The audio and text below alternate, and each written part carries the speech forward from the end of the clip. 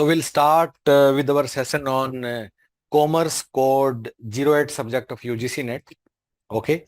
So what we will do today, we'll start with understanding of कि जो अभी paper हुआ है कॉमर्स कोड 08 का दिसंबर 2022 के लिए, जो कि मार्च में हुआ है, तो उसको हम लोग एनालाइज करेंगे कि उससे हम क्या सीख सकते हैं and what has been the important trend in that paper. उसके बाद जो लाइव क्लासेस हम लोग शुरू कर रहे हैं एट ह्यूमन पेडिट्स फ्रॉम 1 मई, उसकी हम लोग बात करेंगे। देन कि जो भी हम लोग रिसोर्सेज देते हैं एट ह्यूमन पेडिट्स, तो उसके साथ how you can prepare for UGC NET और कैसे आप अपना जेआरएफ निकालोगे, will discuss that. And finally, if you want to ask anything, so any question which you might have in your mind, we can discuss that. आप exam के बारे में, pattern के बारे में, कट ऑफ के बारे में, प्रीवियस पेपर के बारे में, या सिलेबस के अंदर अगर फर्दर कोई सब टॉपिक है आप उसको डिस्कस करना चाहते हो, you are welcome. So will take questions one by one and will discuss that. So without wasting any time शुरू करते हैं। So before I do that, let me introduce की who we are. So I am from Human Peritus. तो हम लोग क्या करते हैं, so we have got expertise in management and commerce subject, and based on this expertise what we do, we do couple of UGC NET exams। कौन कौन से? UGC NET in commerce subject code 08, management code 17 and HRM code 55। of course साथ में paper 1 भी करते हैं। इसके अलावा there are some other exams which we do based on our understanding of management as well as commerce, which are if somebody is writing civil services with management as a subject, then if somebody is trying for UPSC recruitment exams like assistant labor commissioner, APFC, ALC, admin officer, ये सब हम लोग करते हैं। then UPSC CSAT, or finally if you are aiming for HR officer or marketing officer in different PSUs, we also do that। okay, so guys, before we start with understanding of कि commerce code 08 subject में हम कैसे JRF निकालेंगे, so let us start with कि हमारा target क्या है, कि where do we want to reach, हम लोग कितना हम लोग स्कोर करना चाहते हैं जिससे कि हम कंफर्टेबली अपना जेआरएफ निकाल लें इन कॉमर्स कोड 08 सब्जेक्ट। ठीक है। सो इस टारगेट को देखने के लिए what is the best option, late us look at the cut off की जो हमारे पास पिछले सालों से कुछ कुछ हमारे पास जो कट ऑफ अवेलेबल है। अब जो कॉमर्स कोड 08 का सब्जेक्ट है उसमें क्या हुआ है कि पिछले कुछ सालों से कट ऑफ नहीं आ रहा है। ऐसा क्यों हो रहा है? क्योंकि जब से एनटीए ने एग्जाम कराना कंडक्ट किया है, जब से ऑनलाइन हुआ है, the exam is conducted in multiple seatings, क्योंकि 1 लाख के करीब लोग कॉमर्स का पेपर देते हैं। सो देर इज नो कैपेसिटी कि एक ही टाइम पे सब लोग एग्जाम दे लेंगे। So therefore exam is done in multiple sittings. Multiple sittings का मतलब है कि there will be different question paper. अगर सबका डिफरेंट डिफरेंट होगा तो इसलिए इसलिए उसको कुछ नॉर्मलाइज करता है एनटीए, और इसलिए परसेंटाइल डिक्लेयर होता है, न कि परसेंटेज डिक्लेयर होता है। अब परसेंटाइल जो पिछले सालों से you can see that is available, I will also show you, but percentile से हमें कट ऑफ परसेंटेज का कुछ आइडिया नहीं लगता है। अनदर थिंग गाइज, क्योंकि कॉमर्स का पेपर डिफरेंट डिफरेंट सिटिंग्स में होता है, इसका मतलब क्या है कि हर एक सिटिंग के लिए एक डिफरेंट कट ऑफ होगा। तो किसी ने सुबह पेपर दिया उसका कट ऑफ अलग है, किसी ने शाम को पेपर दिया उसका कट ऑफ अलग है। सो कमिंग बैक, हम क्या करने की कोशिश कर रहे हैं कि कितना स्कोर हमारे लिए काफी होगा अपना जेआरएफ निकालने के लिए। ठीक है। सो अगर जब तक यूजीसी और एनटीए या उससे पहले सीबीएसई था अपना कट ऑफ डिक्लेयर करता था, तो उन दिनों में कैसा कट ऑफ था जेआरएफ के लिए। So let me show you that. दिसंबर 18 में 62%, उसके बाद जून 19 में 68, फिर दिसंबर 19 में 62%, और उसके बाद से परसेंटाइल आना शुरू हो गया है। बाय द वे, अगर किसी को परसेंटाइल चेक करना है कि किसी एग्जाम में, पिछले कुछ एग्जाम में परसेंटाइल क्या रहा है, तो उसके लिए क्या कर सकते हो आप, you can go on the website of Human Peritus, and once you will go on the commerce code 08 section, then there is a cut off analysis. और अगर आप यहाँ कट ऑफ एनालिसिस में जाओगे, so this the place where you can see कि अब आजकल किस एग्जाम में कितना कट ऑफ है। जैसे दिसंबर 22 में अनरिजर्व्ड कैटेगरी के लिए जेआरएफ के लिए 99.73 और नेट के लिए 97.43 एंड सो ऑन। ये सारे एग्जाम से कट ऑफ यहाँ दिए हुए हैं, अगर किसी को देखना है तो यहाँ जाके देख सकता है। सो गाइस, फर्स्ट थिंग कि लेटेस्ट एग्जाम का जो कट ऑफ है वो हमारे पास अवेलेबल नहीं है, ठीक है। लेकिन जो प्रीवियस एग्जाम है उससे हम एक मोटा मोटा एस्टिमेट क्या लगा सकते हैं कि यूजुअली जो कट ऑफ रहा है that has been between 60 to 70। 70 से ऊपर रेयरली कभी गया, 70 से ऊपर कभी नहीं गया है। सो अगर अब हमें अपना जेआरएफ निकालना है, ठीक है, तो what we should be targeting कि हम 70% स्कोर हम टारगेट करते हैं। 70% स्कोर का मतलब क्या है कि 300 में से 210 नंबर हमें लेने होंगे, ठीक है। 210 नंबर का मतलब क्या है कि अगर पेपर 1 में हमारे दे आर 50 क्वेश्चंस, पेपर 2 में वी हैव गॉट 50 क्वेश्चंस, अगर हमें 210 नंबर लेना है तो हमें 105 सवाल ठीक करना होगा 150 में से। 150 में से हमें 105 सवाल ठीक करना होगा अगर हमें 70% मार्क्स अगर अब हमें टारगेट करना है तो, ठीक है। अब ये 105 का स्कोर हम कैसे बिल्डअप करेंगे, विल कम टू दैट। उससे पहले I want to emphasise on one point, ठीक है। जो 105 का स्कोर हमें इकट्ठा करना है, मतलब 150 में से जो 105 सवाल ठीक करने, नोट स्कोर, स्कोर तो 210 है क्योंकि हर एक सवाल 2 मार्क्स का है। सो जो 105 क्वेश्चन ठीक करने 150 में से, इसमें एक पेपर 1 है और एक पेपर 2 है, ठीक है। अब यूजुअली होता क्या है, जब हम लोग एग्जाम दे रहे हैं बार बार, कई बार हम लोग नहीं निकाल पाते हैं, तो ऐसा क्यों हो रहा है कि जब हमारा स्कोर कार्ड हमारे सामने आता है, सो यूजुअली व्हाट वी सी, जो हमें दिखाई देता है कि पेपर 1 में हमारे 32-33 नंबर आ जाते हैं 50 में से, which is approximately equal to 65%, ठीक है। और पेपर 2 में फिर कुछ स्कोर आता है कि 100 में से हमने 50 ठीक किए, 55 ठीक किए या 60 ठीक किए, कितने में से, 100 में से, ठीक है। अब हमें क्या लगता है स्कोर को देख के कि पेपर 1 में तो मैंने काफी अच्छा किया है, क्यों, क्योंकि मेरा 65% है। पेपर 2 में मेरी कमी रह गई, सो let me focus more and more on paper 2। So guys, first thing first कि पेपर 1 में अगर हम 50 में से 32-33 करेक्ट करते हैं, this is not a good score, this is not a good score, और हमें यहां काम करना होगा। पेपर 1 में इट इज क्वाइट पॉसिबल कि 50 में से अप्रोक्सीमेटली 38 से 40 सवाल हम ठीक कर सकते हैं।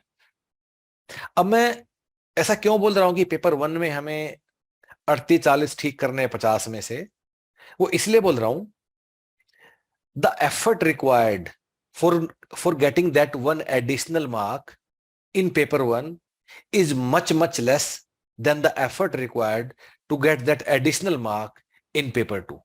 इसका मतलब क्या हुआ, इसका मतलब ये हुआ कि अपना एक एडिशनल मार्क के लिए अगर मुझे पेपर 1 में x आवर्स की पढ़ाई करनी पड़ती है, तो पेपर 2 में मुझे 3x करना पड़ेगा। So guys, at the end of the day our aim is not to impress the examiner कि मुझे कॉमर्स का कितना सब्जेक्ट आता है। हमारा एम क्या है, हमारा एम है कि मैं अपना एक काफी बड़ा एक स्कोर इकट्ठा कर दूं, ठीक है। अब काफी बड़ा स्कोर चाहे पेपर 1 से करूं चाहे पेपर 2 से करूं, that that that that does not matter.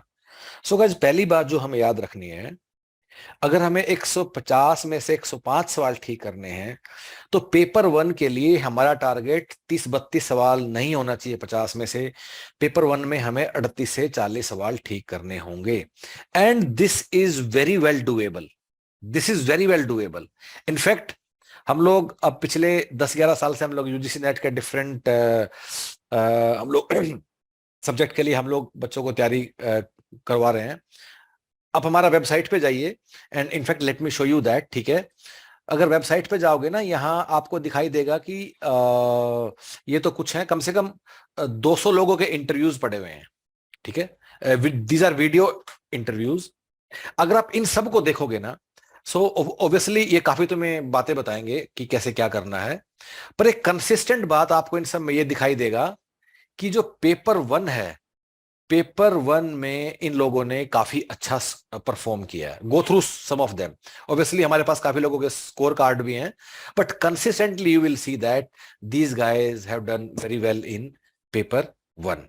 So guys, summary क्या सारे डिस्कशन का, अगर मुझे 70% लेना है तो मुझे 150 में से 105 सवाल ठीक करने होंगे। और 105 सवाल ठीक करने के लिए एक काफी इंपॉर्टेंट बात यह है कि पेपर वन में मैं 50 में से 38 से 40 का स्कोर में खड़ा कर दूं।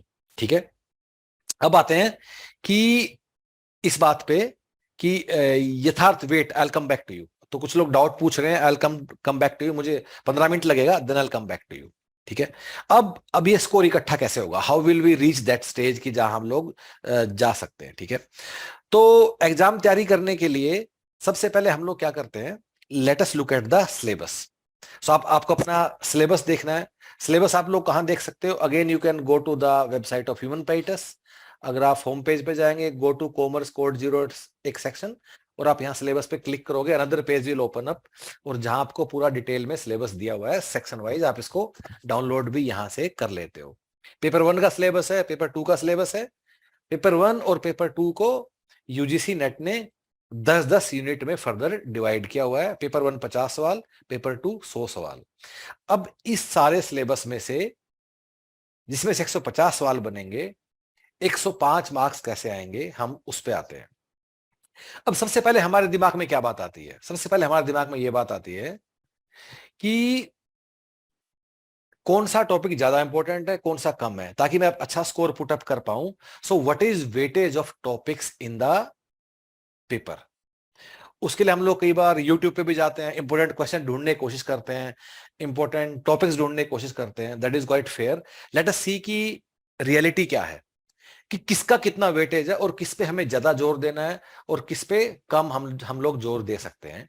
ठीक है, नाउ ये टॉपिक्स का वेटेज है कब का, अभी जो पेपर हुआ है दिसंबर 2022 का पेपर, जो कि 4 मार्च 2023 को हुआ, एक सुबह एक शाम को, कॉमर्स के 2 पेपर हुए। सो this was the weightage of topics. So guys, अगर मैं इस वाले पेपर को देखता हूं तो 2-3 चीजें देखते हैं हम लोग। ठीक है, पहली बात कि यूजीसी ने अपना सिलेबस 10 यूनिट में डिवाइड कर दिया है, लेकिन लेकिन पेपर ऐसा नहीं होता कि सभी से बराबर बराबर बराबर 10-10 सवाल आ रहे हैं। ये बात हमें पहले याद रखनी होगी। So there is no equal weightage of topics. Second thing which we can understand is that अगर आप मॉर्निंग इवनिंग के पेपर को भी कंपेयर करो, सो मॉर्निंग वाले पेपर में एचआर से 9 सवाल आए, इवनिंग वाले पेपर में एचआर से 16 सवाल आए। ओके, अनदर थिंग, अगर एफएम देखें, मॉर्निंग में 10 थे, इवनिंग में भी 10 थे। ठीक है, बिल्कुल सेम। एक में 9 से 16 आ गया, कि बिल्कुल सेम था। बैंकिंग एफआई में 13 सवाल आए मॉर्निंग वाले में, इवनिंग वाले में बैंकिंग एफआई के 19 सवाल आए। इको के मॉर्निंग में 14 और इवनिंग में इको के 9 सवाल आए। सो गाइस, इससे, इस पूरे एनालिसिस से हमें क्या समझ में आता है, इससे हम क्या सीख सकते हैं। इस वाले एनालिसिस से हमें यह सीखना है कि हमें इससे कुछ नहीं सीखना है। We can not go into examination hall or we cannot prepare with any preconceived notion कि ये वाला टॉपिक या ये वाला सेक्शन ज्यादा इंपॉर्टेंट है, ये वाला सेक्शन कम इंपॉर्टेंट है। So guys, it keeps varying. और सिर्फ दिसंबर, हम सिर्फ आपको ये वाला पेपर देख के नहीं बता रहे हैं, हम हर बार एनालिसिस करते हैं। ये अगर ये देखो, ये दिसंबर 19 और जून 20 का पेपर है। सो एक बार में एफएम से 9 सवाल आए, अगली बार में 6 सवाल आए, एचआर से 9, एचआर से 13। सो कंसिस्टेंटली आप लोग देखोगे there is lot of variation in weightage of different topics in the paper. ये आप देख सकते हो। ये जो 17 अक्टूबर 2020 को पेपर हुआ, उसमें अगर मॉर्निंग इवनिंग का आप कंपेयर करो, उसमें भी आप ये वाला चीज आप देख सकते हो कि सुबह इकोनॉमिक्स के 13 सवाल आए, शाम को इकोनॉमिक्स के 10 सवाल आए। ये दिसंबर, तो ये सारे एग्जाम्स का एनालिसिस आपके सामने है। सो इस वाले एनालिसिस से हमें क्या समझ में आता है गाइज, इस वाले एनालिसिस से what do we understand? So what we understand from this analysis is that कि दो चीजें। पहली बात, एग्जाम में हर टॉपिक का इक्वल वेटेज नहीं है। दूसरी बात कि हम किसी भी टॉपिक को ऐसा नहीं बोल सकते कि ये ज्यादा इंपॉर्टेंट है या ये कम इंपॉर्टेंट है। हमें अपना 100% सिलेबस ही करना होगा। This is the only way. अगर हम पहली बार में ही मेहनत करके अगर हम अपना जीआरएफ निकालना चाहते हैं तो ओके।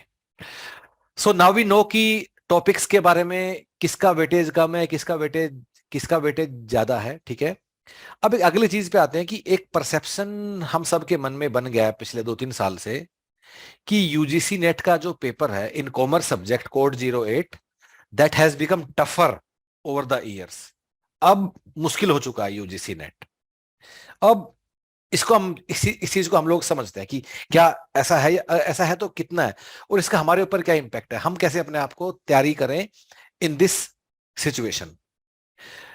अब इस चीज को समझने के लिए मैं क्या करता हूं कि जो बिल्कुल लेटेस्ट पेपर है एक बार उसके कुछ सवालों को देखते हैं कि क्या UGC net commerce code 08 subject में टफ हो चुका है। तो मैं आपको कुछ सवाल दिखाता हूं and then I will come to the point कि हम लोग क्या कहने की कोशिश कर रहे हैं।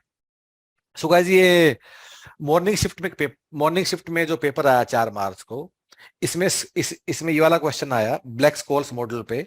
ठीक है, लेकिन ब्लैक स्कोल्स मॉडल तो डेरिवेटिव के अंदर आता है, लेकिन right, Black Scholes model option pricing का वो डेरिवेटिव के अंदर आता है।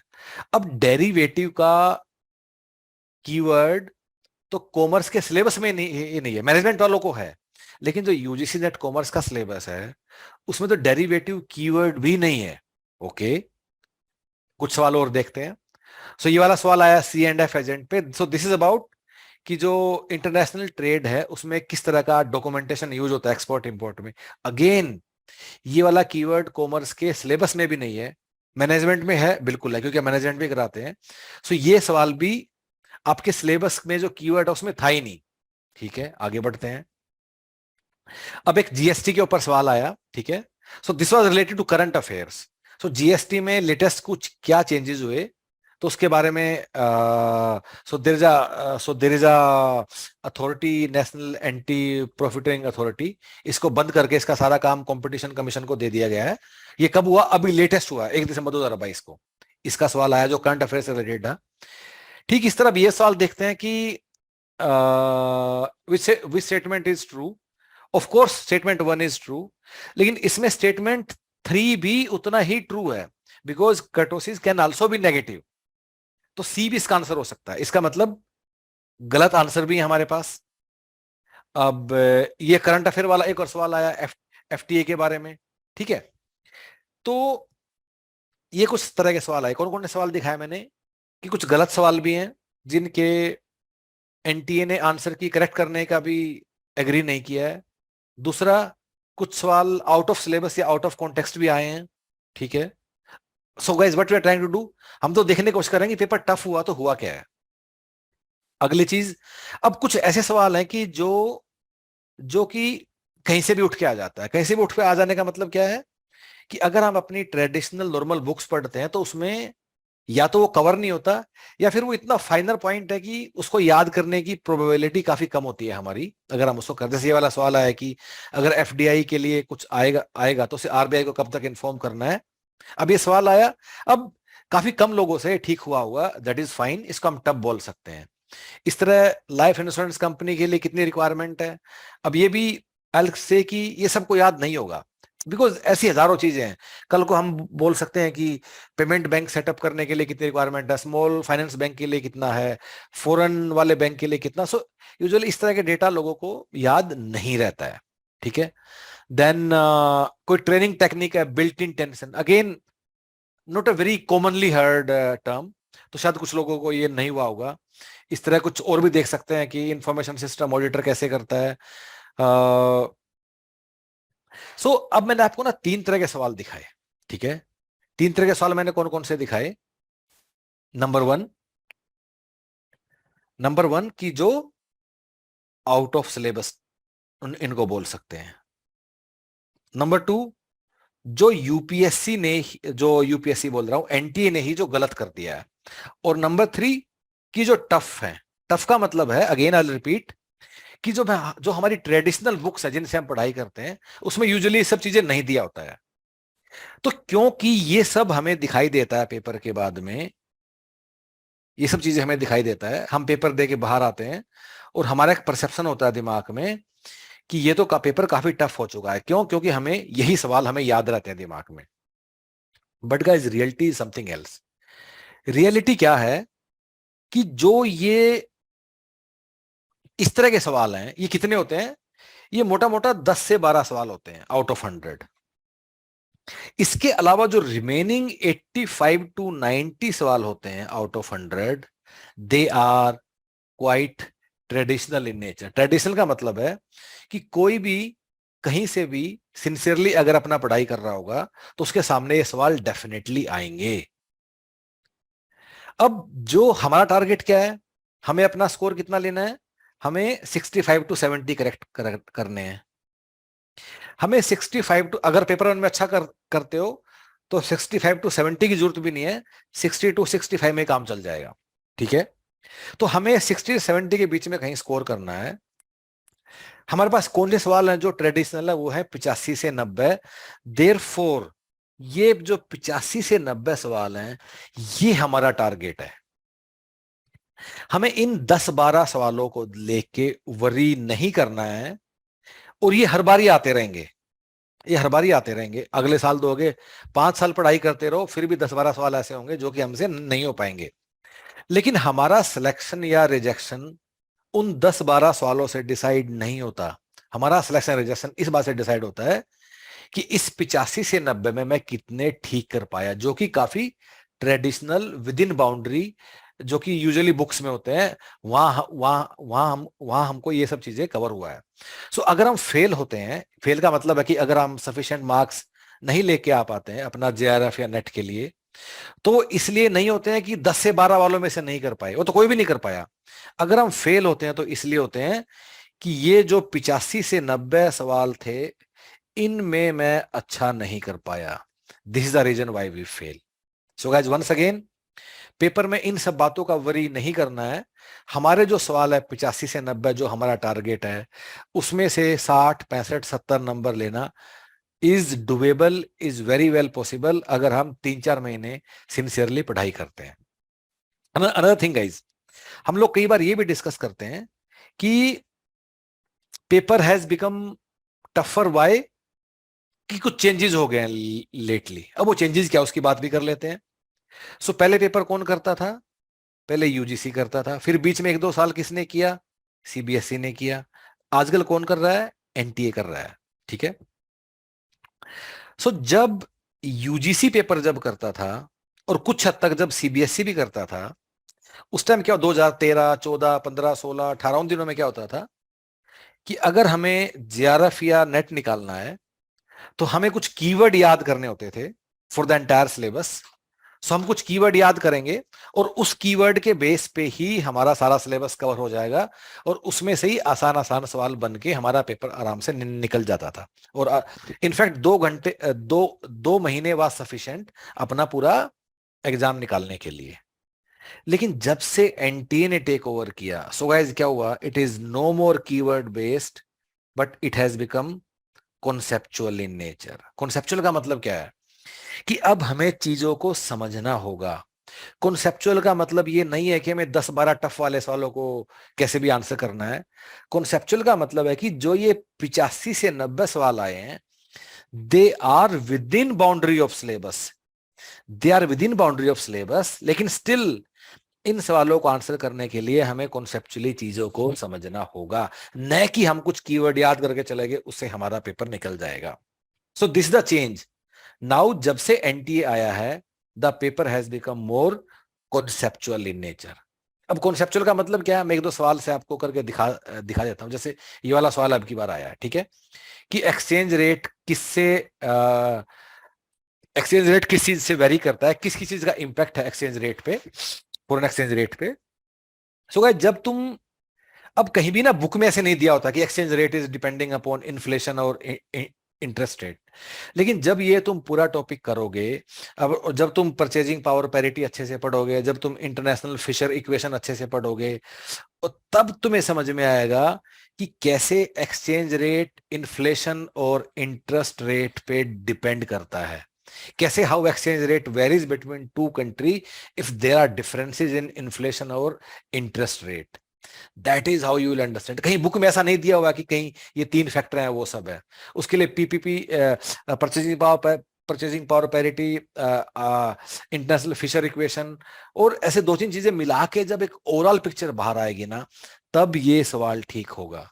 दिस इज द मीनिंग कि पेपर कॉन्सेप्चुअल हो चुका है, उसका मतलब क्या है। सिमिलरली जो the following is not a market oriented definition. अब हमें अब हमें ये एग्जाम्पल दिए हुए हैं, ठीक है, अब कि इनमें से कौन सा मार्केट ओरिएंटेड है। अब हमें ये बात समझनी होगी कि मार्केट ओरिएंटेड कॉन्सेप्ट क्या है, प्रोडक्ट कॉन्सेप्ट क्या है, प्रोडक्ट कॉन्सेप्ट क्या है। उसको कॉन्सेप्चुअली समझ के ही हम बता पाएंगे कि उसका एग्जाम्पल रेल रोड नहीं है और बाकी तीनों क्यों उसके एग्जाम्पल है। So this is another example to show you कि कैसे the paper has become more conceptual in nature rather than कि हम कीवर्ड कुछ याद करेंगे और उसको याद करके चले जाएंगे। अब इस कॉन्सेप्चुअल क्लैरिटी के लिए हमें करना क्या है, पहली बात कि चीजों को समझ के करना है। It will take time by the way. अब ऐसा नहीं कि 2 महीने में हो जाएगा। अब अगर हमें UGC NET in commerce code 08 निकालना है, सो मोटा मोटा 3 से 4 महीने का हमें सिंसियर एफर्ट हम लोगों को लगाना पड़ेगा, तब ही ये निकलेगा। But it's doable.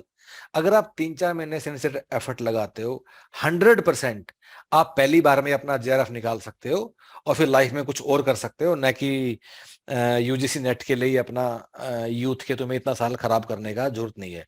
एक ही बार करना है, अच्छे से करना है। So guys let me now come to another. एक और देखो कॉन्सेप्चुअल दिखाने के लिए कि पॉइंट और डिस्ट्रीब्यूशन के कौन कौन से एग्जांपल हो सकते हैं, ये वाला देख सकते हो, खूब सारे सवाल हैं, ठीक है। अब मैं आता हूं कि करना क्या है, फिर तैयारी करनी कैसी है, and how you guys can prepare with Human Peritus. So let me come to that point now.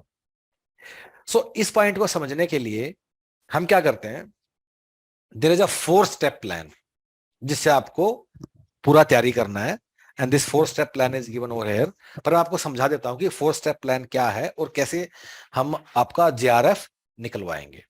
So guys उसके लिए ना हम वेबसाइट पे चलते हैं ह्यूमन पेरिटस की, ठीक है। And let me go to the page of UGC NET in commerce. इसके पेज पे हम लोग चल पड़ते हैं। यूजीसी नेट कॉमर्स कोड 08 के पेज हम लोग आ गए हैं, ठीक है। अब कैसे तैयारी करना है ये समझने के लिए लेट्स टेक सम एग्जांपल। हमारा जैसे सिलेबस है कॉमर्स का, तो कॉमर्स के सिलेबस में कोई भी कीवर्ड ले लेते हैं। Maybe I will take section of marketing management, और मार्केटिंग में कीवर्ड ले लेता हूं मे बी प्राइसिंग डिसीजंस, ठीक है। अब कैसे पढ़ाई करना है, सबसे पहले प्राइसिंग डिसीजन के लिए you will go through the video class. Video class में क्या होगा कि कॉन्सेप्चुअली आप समझोगे कि प्राइसिंग डिसीजन में क्या क्या आता है, कैसे उसको हैंडल करना, और टीचर आपको समझाएगा। अब इसी कीवर्ड को समझाने के लिए कैसे क्लास में पढ़ाई होता है, इसके लिए आप क्या कर सकते हो, इसी पेज के नीचे जाओगे, यहां 8 से 10 क्लासेस दिया हुआ है डिफरेंट डिफरेंट टीचर्स का, ठीक है। You can go through some of these classes to understand कि कैसे हम लोग इस चीज को पढ़ाते हैं, and how we teach in the class, what is the quality of teaching in the class, आप इसको देख सकते हो, ठीक है। हमने अभी क्या कर लिया, हमने प्राइसिंग डिसीजन के टॉपिक को वीडियो क्लास में हमने समझ लिया।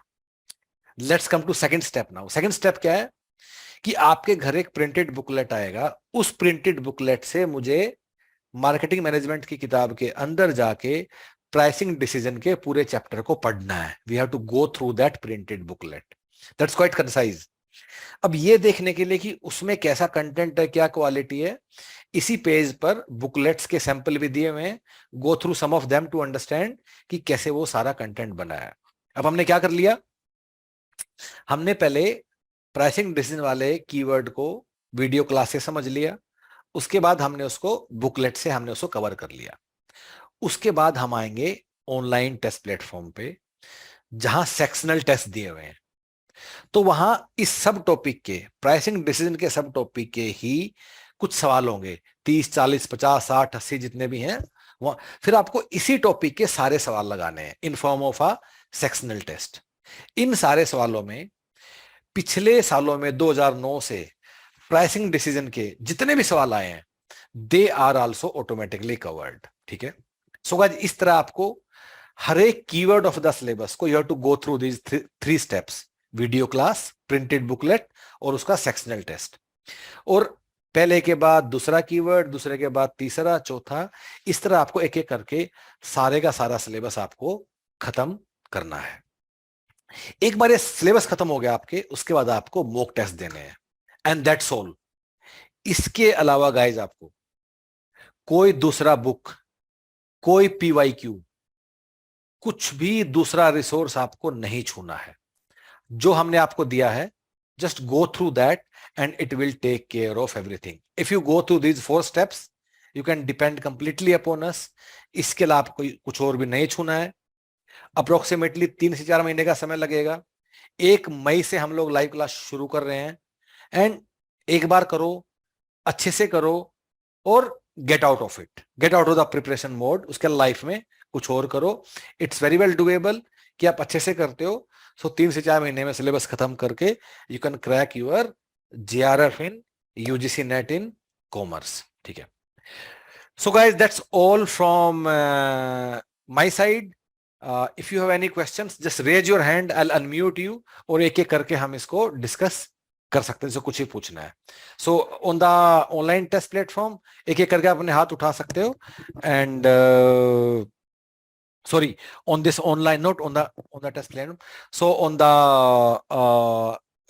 there is a mic button in front of you in the Zoom app only. Click on that and first you raise your hand, I'll unmute you और एक एक करके जो कुछ भी पूछना है please feel free, आप हमसे discuss कर सकते हो। So guys, anyone in the class would like to discuss or ask anything? किसे कुछ पूछना है? Anything which you want to ask? ठीक है, if that is the case, okay, Hansika, हाँ जी, हंसिका प्लीज स्पीक अप। हाँ बोलो हंसिका। Good afternoon sir. हाँ जी बोलिए। हाँ सर, मैंने पिछले साल जून से ही आपका सॉफ्टवेयर लिया था एंड इस फैब में मेरा अटेम्प्ट नहीं हो पाया है, तो मई में कब से क्लासेस और व्हाट इज द फीस? देखिए, फीस के लिए आप एक बार वेबसाइट रेफर कर लीजिए। 1 मई से क्लासेस शुरू होगी और विच is approximately 7-8 days from now, और उसमें हम अप्रोक्सीमेटली 3.5 से 4 महीने में हम अपना पूरा सिलेबस खत्म करेंगे। ओके, हाँ जी, थैंक यू सर। हाँ thank you. Okay, then I think we have Aakriti. हाँ जी आकृति बोलिए।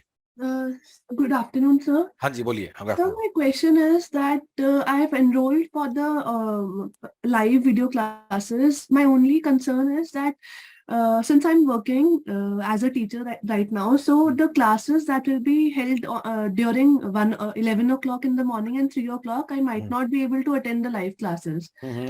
So in that case, if I have any doubt, I can obviously see the class in the recorded version, but जो live classes में sir doubts resolve होंगे वो कैसे I can... तो आपको ना, अगर मान लो आप कुछ क्लास मिस होती हैं, आप उससे बाद वाले में आ जाओ, ठीक है।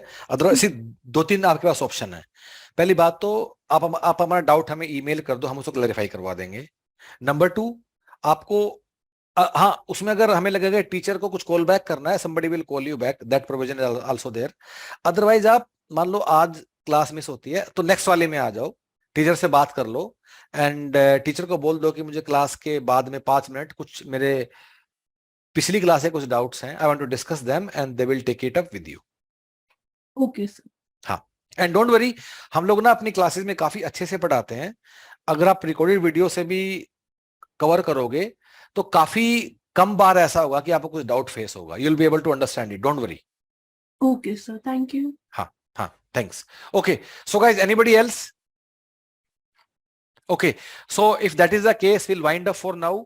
1 मई से क्लासेस शुरू हो रहा है एंड मेरा जाते हुए बस एक ही आप लोगों को सलाह है कि एक ही बार करो, अच्छे से करो, क्लास में आओ, क्लास अटेंड करो और 3 से 4 महीने में get ready for UGC net. इतना मुश्किल नहीं है, बस एक ही बार मेहनत करना है, अच्छे से टारगेटेड मेहनत करना है। All the best guys, thank you.